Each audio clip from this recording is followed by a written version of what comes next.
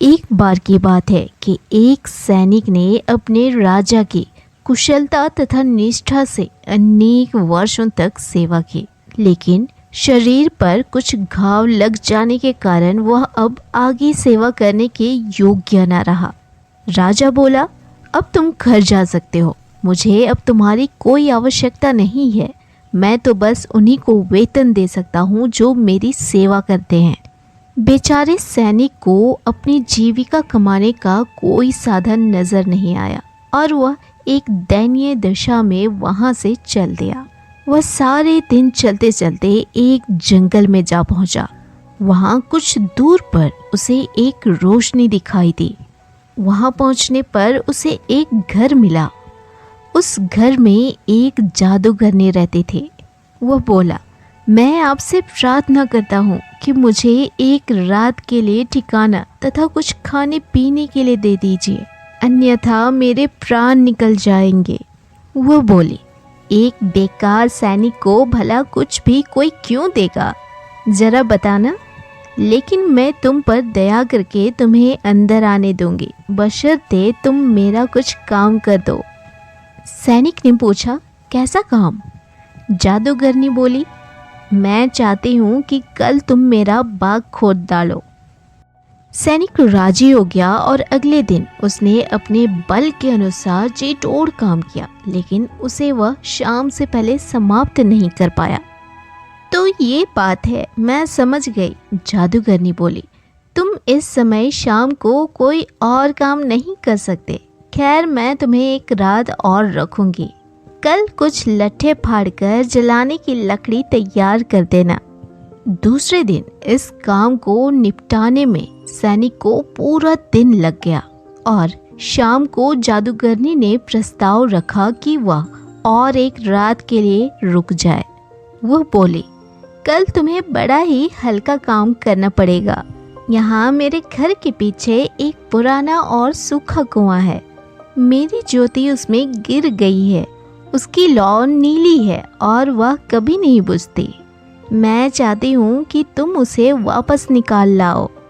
अगले दिन जादूगरनी उसे कुएं पर ले गई और उसे एक टोकरी में बैठाकर नीचे उतार दिया।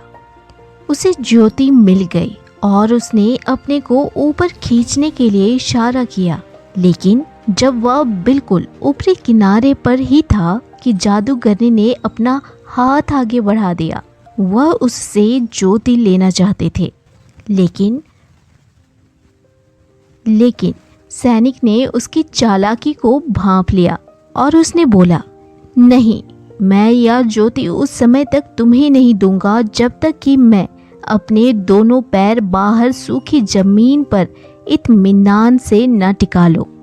जादूगरनी को क्रोध आ गया और उसे एक बार फिर वापस कुएं में गिरा दिया और वह वहां से चली गई। बेचारा सैनिक गीली जमीन पर जा गिरा। उसे कोई चोट नहीं आई। नीली ज्योति सदा की भांति बड़ी चमकीली जल रही थी, लेकिन उससे उसका क्या भला होने वाला था? उसे तो अपनी मौत अपने सिर पर नाचती दिखाई दे रही थी। वह कुछ देर तक बड़ी उदासी से बैठा रहा। फिर न जाने कैसे उसका हाथ अनायास उसकी जेब में चला गया और उसका तंबाकू पीने का पाइप, जो अभी भी आधा भरा हुआ था, उसके हाथ लग गया। बस यह मेरी आखिरी खुशी होगी, उसे नीली ज्योति से सुलगते हुए उसने सोचा और वह उसे पीने लगा। जब उसके बनाए धुएं के बादल छट गए तो एक नाटा काला आदमी उसके सामने प्रकट हुआ और पूछा, मालिक, क्या आज्ञा है?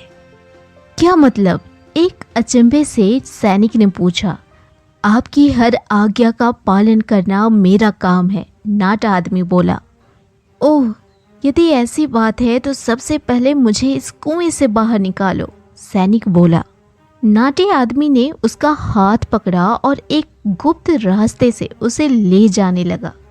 रास्ते में उसने सैनिक को वह सारा खजाना दिखाया जिसे जादूगरनी ने इकट्ठा कर लिया था।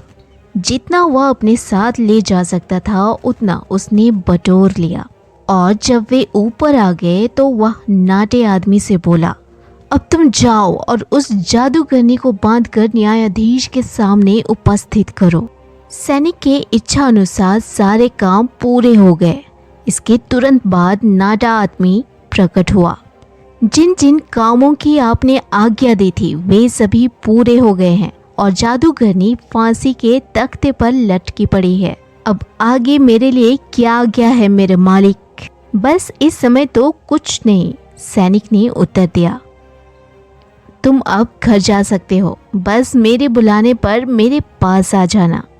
आपको केवल अपना पाइप नीली ज्योति से सुलगाना है और मैं आ जाऊंगा, नाटा आदमी बोला और फिर गायब हो गया। सैनिक उसी नगर में जिसे वह छोड़ कर गया था वापस आ गया। उसने कुछ नए कपड़े खरीदे और फिर वह सबसे अच्छी सराय में पहुंचकर उसके मालिक से उसे सबसे बढ़िया कमरा देने को कहा। जब वह वहां ठहर गया तो उसने नाटे काले आदमी का आह्वान किया और बोला, मैंने अपने राजा की बड़ी वफादारी से सेवा की थी, लेकिन उसने मुझे भूख से तड़प तड़प कर मरने के लिए छोड़ दिया। अब मैं उससे अपना बदला चुकाऊंगा। नाटे आदमी ने पूछा, आप मुझसे क्या काम लेना चाहते हैं?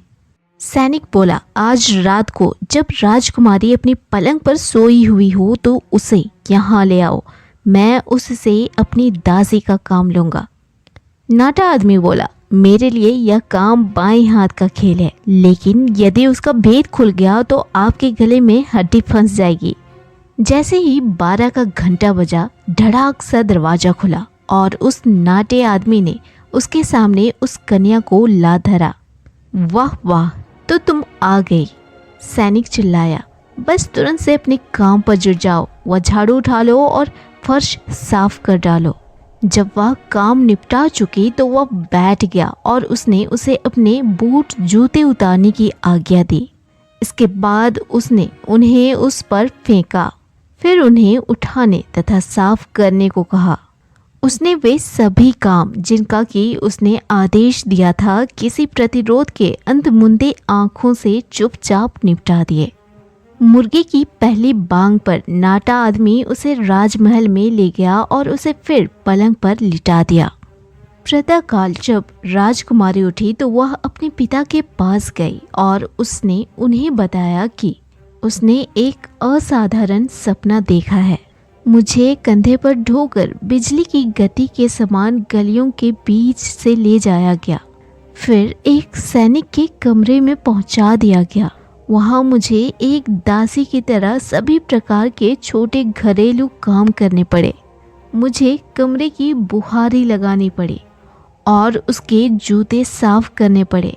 यह ठीक है कि यह सब कुछ मात्र एक सपना था, लेकिन इस समय सुबह ही सुबह मैं इतनी थकी हुई हूँ कि मानो स्वयं मैंने ही यह सारे काम किए हों।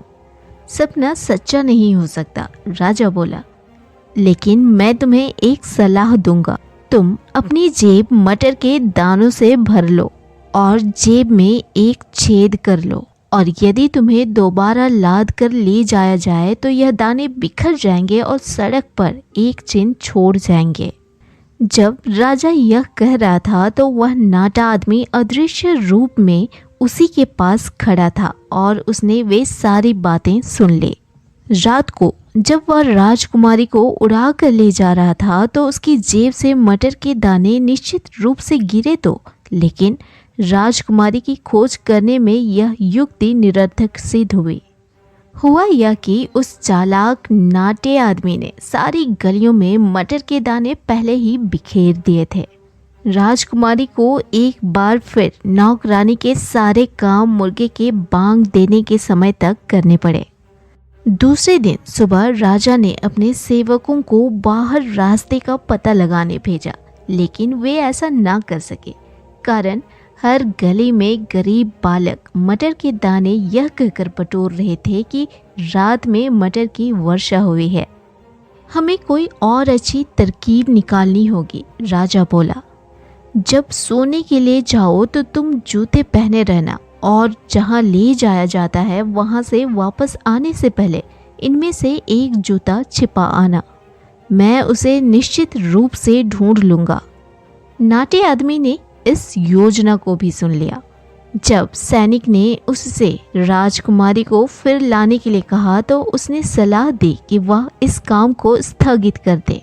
उसका आगे कहना था कि उनकी इन चालाकियों के उतार की उसे कोई तरकीब मालूम नहीं है और अगर कहीं जूता मिल गया तो यह बात उसके मालिक के लिए खतरनाक सिद्ध हो सकती है।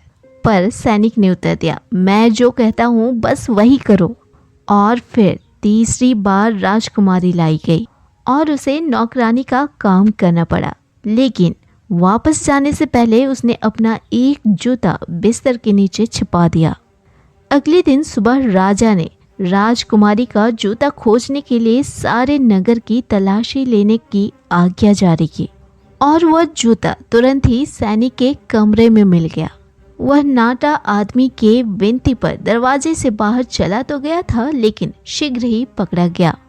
अपने फरार होने के चक्कर में वह अपने साथ अपनी सबसे बड़ी धन नीली ज्योति और सोना ले जाना भूल गया। उसके जेब में बस एक सोने का सिक्का था। जैसे ही वह कारागार के अंदर अपनी खिड़की पर जंजीरों से कसा हुआ था, उसे अपना एक साथी उसके पास से गुजरता दिखाई दिया। उसने खिड़की का शीशा टक टक किया और बोला, कृपा करके मेरा वह छोटा सा बंडल जो मैं अपने घर में भूल आया हूँ उसे लाकर मेरे ऊपर एक एहसान कर दो। मैं तुम्हें एक सोने की मोहर दूंगा। उसका साथी फौरन ही रवाना हो गया और उसका बंडल ले आया। जैसे ही सैनिक तनिक अकेला हुआ, उसने अपना पाइप सुलगाया और नाटे आदमी को बुलाया।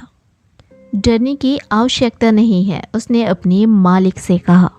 जहाँ वे ले जाना चाहे आप चले जाएं और जो भी होता हो होने दे, बस नीली ज्योति अपने साथ लेते जाएं। अगले दिन मुकदमा हुआ और यद्यपि सैनिक ने कोई अपराध नहीं किया था, फिर भी न्यायाधीश ने उसको मौत की सज़ा सुना दी। जब उसे फांसी के लिए ले जाया जा रहा था तो उसने आखिरी एक कृपा करने के लिए राजा से विनती की।